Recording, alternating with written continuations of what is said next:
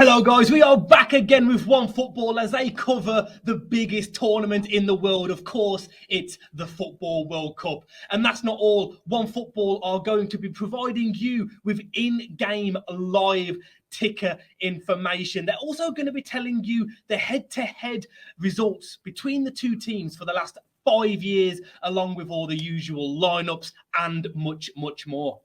So guys, what are you waiting for? Head to the link in the description and download the One Football app.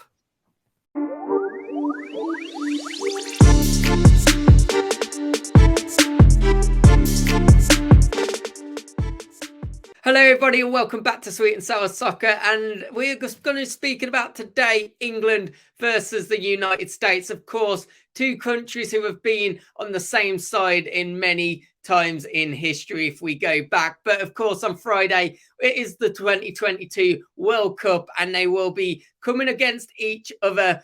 And look, I mean, England, let's talk about England because such an impressive start to the World Cup for us guys. And I am absolutely buzzing about it.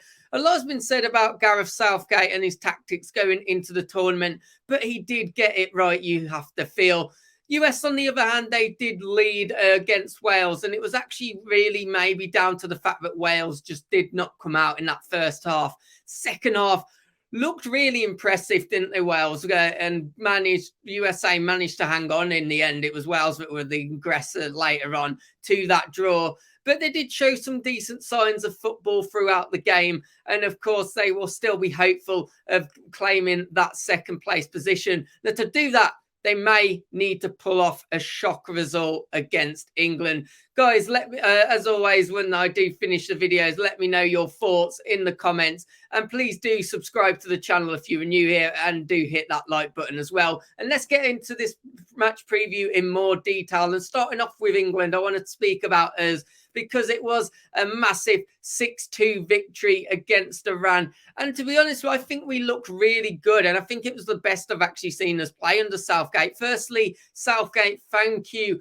for going for the back four. And let's hope that this is something he will continue to do if we progress and come up, which we should, by the way, progress top of the group. And we do come up against some of the better teams. I really do hope that he sticks to that back four formation because I think there's enough in there for him to do. I see why maybe sometimes he has concerns about defensively because, of course, we conceded 2 goals, although you could argue one of those goals was absolutely disgraceful when it comes to VAR.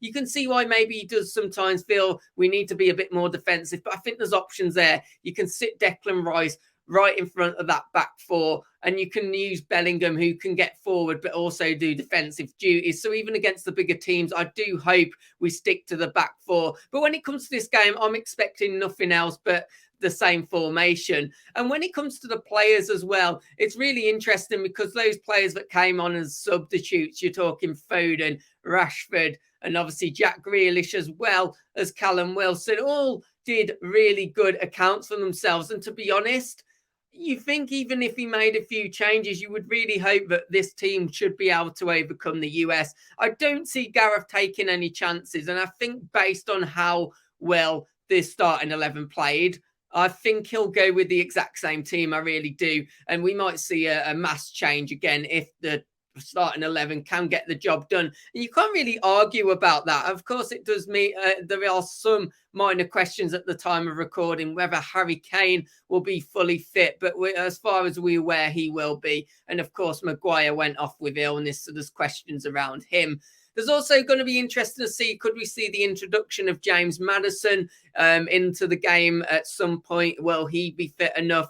And I do think as well, it's going to be, for me, if I had to make one change, and it's really one that people will debate because some seem to think he had an absolutely amazing game, but could we see Mason Mount be changed for perhaps Phil Foden? Or, you know, it does look like Gareth's really blessed in the attacking options. Of course, in the midfield, that may be where there's a bit of a different story, but I don't think it's going to be anything that we should worry about to progress against the US. But let's talk about the US because I think they do deserve some respect. Of course, they played very well in the first half. Last night at the time of recording this, it was when US came up against Wales. And to be honest, that game in general, one of the most interesting games I've watched internationally in a long time that isn't an England game, of course. I did have some invested interest because, of course, it is the two of the sides which we will face in the group stages. And to be honest, I was cheering on the result of a draw. It's probably the only time I'd cheer on a draw result, to be honest. But it was such a good game, well contested. But USA, very good in the first half. And it has to be said that, you know, we already know what the US think about this man on screen, Christian Pulisic, the LeBron James of soccer, as he is known over there. Well, look, I mean, I don't think there's ever a time that we as England fans and regular football fans will accept that comparison. But to the US fans, you can kind of get why he's held in such high regard, because everything went through him. And of course, the ball that was played into Timothy Weah did come from such a fantastic Pulisic movement. But to be honest, for England coming up against him, we know a lot about him. And to be honest, if I was England, I'd just stick a man on him at all times. I think if you can take him out of the game, frustrate him, you know, get into him a bit. From what I saw, US, they have a few players that can offer something. Of course, some of those that we know, Brendan Harrison, who came off the bench, who plays for Leeds at the moment. Timothy Weah, obviously a young prospect. And there are a few other players that could cause an issue for us. I do think, though, when you look at the US and where it all went wrong, it was in that second half with Wales. And Wales, you know, I do think it's because Wales had a bit better bench. Of course, Kevin Moore was able to come on and really change the game. I looked across to the US bench, and firstly, the starting 11 actually were struggling with tiredness quite early on into that second half. And on top of that, that US bench, a lot of them were players from the MLS, which were getting brought on. Of course, Brendan Harrison actually got brought on. But a lot of the changes they were making really did sacrifice the quality of the US team. So it wouldn't surprise me if England do have a bit of a frustrating first half. We almost saw that for the first 30 minutes against Iran. They managed to hold us back. Of course, a lot of time was spent in that game, obviously dealing with the injury to the goalkeeper. But I could see us having a frustrating first half, to be honest. But I think the second half, when changes are made, when the legs get tired, that's where England will really be able to take their opportunity against this US team. And of course, we have got to that point of the video where I do now need to make a prediction.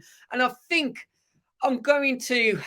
There's a small part of me that worries with both these US games and the Wales game that something could go wrong. But I'm going to keep positive. I am going to keep positive.